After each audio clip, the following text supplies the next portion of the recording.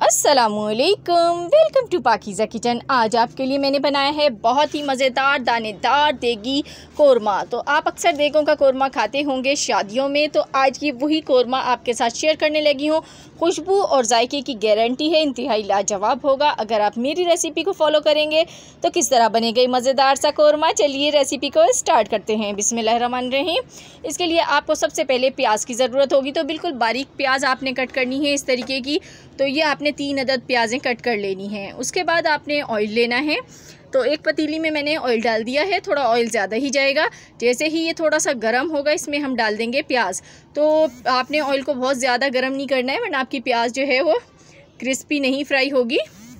तो इसको हम हिलाएंगे और इसको आपने चम्मच बराबर चलाते रहना है ताकि इस पर जो है एक जैसा कलर आए। तो देखें ये बिल्कुल सही परफेक्ट कलर आ गया। इससे ज़्यादा आप अगर कलर इसको लाएंगे तो जल जाएगी प्याज। इसको निकाल लेते हैं इस तरीके से, कागज़ पर ठंडा होने देते हैं। इसके साथ ही आपको चाहिए होगा यहाँ पर बीफ। तो हम बीफ कोरमा रेडी कर रहे हैं। तो ईद करीब है, इसको आप बनाएंगे तो सब घर वाले खुश हो जाएंगे। तो आपने यहाँ पर 3 पाव लेना है। उसके बाद दही ले लीजिएगा, आधी प्याली दही इसमें जाएगी या 200 ग्राम डाल दीजिएगा। और अब हमने जो गोश्त है उसको अच्छी तरह से वॉश कर लिया है और उसमें हम दही को शामिल कर देंगे।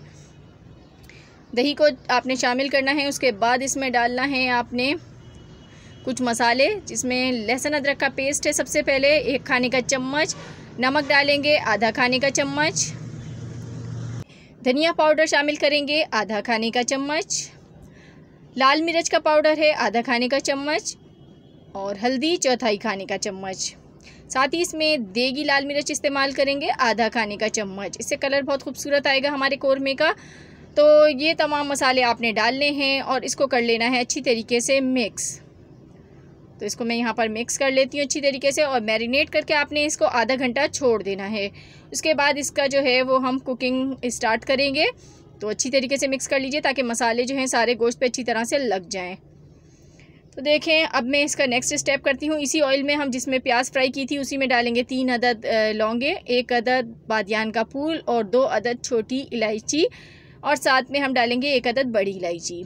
तो बस यही गरम मसाले इसमें आपने साबुत ऐड करने हैं कोरमे में। और इसके बाद आपने जो बीफ रखा हुआ है मैरिनेट करके, ये इसमें शामिल कर देना है। तो ये शामिल करने के बाद आपने बिल्कुल भी मसाले को वेस्ट नहीं करना है। जो हमारे कटोरे में मसाला लगा रह गया है वो भी हम यूज़ करेंगे।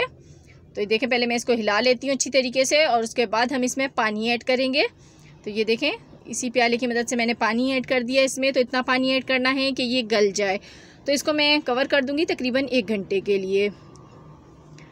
तो देखें मीडियम फ्लेम पर मैंने इसको 1 घंटे के लिए कवर कर दिया था। तो इसमें अभी पानी बाकी है। तो अभी हम इसको मज़ीद कुक करेंगे, लेकिन उससे पहले हम इसमें प्याज शामिल करेंगे जो कि हमने पहले ही फ्राई करके निकाल के रखी हुई है। ये डाल देंगे। तो इसका आपने चूरा बना लेना है प्याज का। तो यहाँ पे मैंने ग्राइंड करी है हल्की सी, लेकिन ज़्यादा ग्राइंड नहीं करना, पेस्ट नहीं बनाना है वरना दानेदार कोरमा नहीं बनेगा। अब आपने इसमें आधा खाने का चम्मच गरम मसाला पाउडर ऐड करना है। तो जैसे ही ये चीज़ें हम ऐड करेंगे तो ये थोड़ा थोड़ा थिक होना शुरू हो जाएगा, यानी कि जो इसका ग्रेवी है वो गाढ़ी होना शुरू हो जाएगी, क्योंकि प्याज जो है वो फूलना शुरू हो जाती है। इसीलिए हमने थोड़े से, जब इसमें पानी मौजूद था तब ये चीज़ें डाली हैं। तो आपने इसको अच्छी तरीके से भून लेना है। तो देखें यहाँ पर मैं इसको अच्छी तरीके से भून रही हूँ और बहुत अच्छी सी खुशबू इस टाइम कोरमे में से आ रही है, बहुत ही ज़बरदस्त सी खुशबू आ रही है।